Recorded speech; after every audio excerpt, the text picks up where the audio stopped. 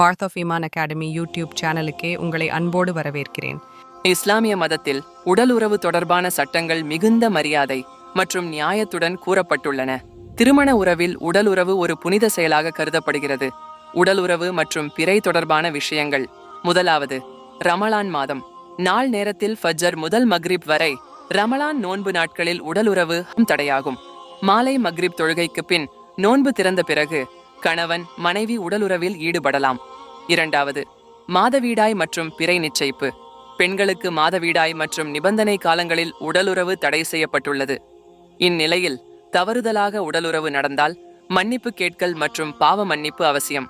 மூன்றாவது, இஸ்லாமிய திருமண இரவு வலிமா. இஸ்லாமில் திருமணத்திற்கு பிறகு கணவன் மற்றும் மனைவிக்கான முதல் இரவு என்பது ஒரு புனித உறவின் தொடக்கம் என கருதப்படுகிறது. இதன் மூலம் அவர்களுக்குள் காதல், நம்பிக்கை மற்றும் பரஸ்பர புரிதல் உருவாக்கப்படும். முக்கிய அம்சங்கள். முதலாவது, துஆவை மறக்கக்கூடாது. முதல் இரவில் கணவன் மனைவி தனித்திருக்கும் போது பிஸ்மில்லாஹி அல்லாஹும்ம ஜன்னிப்ன ஷைத்தான் வ ஜன்னிபிஷ் ஷைத்தான் மா ரஸக்தனா என துஆ செய்ய வேண்டும். இதன் மூலம் அவர்களின் உறவு புனிதமானதாகவும் பாதுகாப்பானதாகவும் இருக்கும். இரண்டாவது, மென்மையான அணுகுமுறை. கணவன் மனைவிக்கிடையே பரஸ்பர புரிதல் மற்றும் மென்மையான அணுகுமுறை இருக்க வேண்டும். எந்தவொரு அதிருப்தி அல்லது வற்புறுத்தலுக்கும் இடமில்லை. வலிமா திருமண விருந்து.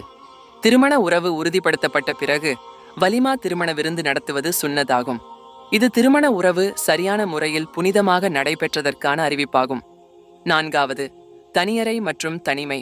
கணவன் மனைவி தங்களுக்கான தனியறையில் திறந்த மனதுடன் உரையாடி ஒருவரை ஒருவர் புரிந்து கொள்ள வேண்டும். ஐந்தாவது, அல்லாஹ்வின் அருளை பிரார்த்தி. முதல் இரவு என்பது ஒரு புதிய வாழ்க்கையின் ஆரம்பம் என்பதால் அல்லாஹ்வின் அருள் தேடுதல் மிகவும் அவசியம். இஸ்லாம் திருமண இரவை புனிதமான உறவின் ஆரம்ப கட்டமாக காண்கிறது. இது உடலுறவுக்காக மட்டுமல்ல, மன உறவையும் உறுதிப்படுத்தும் நேரமாகவும் கருதப்படுகிறது. இது சுத்தமான நோக்கத்துடன் மேற்கொள்ளப்பட வேண்டும் என்பதை குர்ஆனும் ஹதீஸும் வலியுறுத்துகின்றன. நான்காவது, இறுதி புனித வார்த்தை. இஸ்லாம் உடலுறவை ஒரு புனித உறவாகவும் அல்லாஹ்வின் அருளை பெறும் ஒரு வழியாகவும் பார்க்கிறது. பிறை தொடர்பான உடலுறவின் குறிப்பிட்ட கட்டளைகள் ரமலான் நோன்பு, ஹஜ் மற்றும் மாதவீடாய் காலங்களில்தான் தெளிவாக வரையறுக்கப்பட்டுள்ளன.